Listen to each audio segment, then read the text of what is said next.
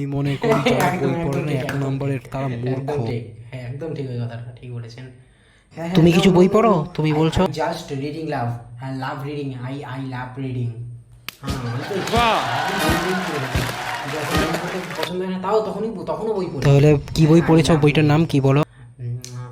Time is the life. তো বইটার subject কি ইংলিশ, ছিল? ইংলিশ ছিল। বইটা থেকে তুমি কি বুঝেছো? ও বইটা আমি তোমাকে কি বেশি অবধি বোঝাতে পড়িনি, চেয়েছে? তো 150 পেজ অবধি अबे পড়েছি। साले। তাহলে না তো না অনেক না না, অবধি আমি পড়েছো তুমি। ডিকশনারিটাই বলছি, ডিকশনারি আমি 150 অবধি পড়েছি, এমনি তো পাতা তো আমি 3 পাতা অবধি পড়েছি ওইটা। কি বুঝেছো সেটাই সেটাই একটু পরিষ্কার করে বলো, বালের কোনো কথা বলো না তো তুমি। বইটা থেকে বোঝা ऐसे গেল कुछ ज्यादा नहीं हो गया ये? রং मतलब ডিসিশন, রং ডিসিশন নেওয়া অনেক খারাপ।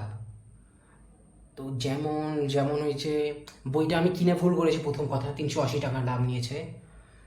তো তার থেকে ভুল করছি তোমাদের সাথে আমি কথা বলতে,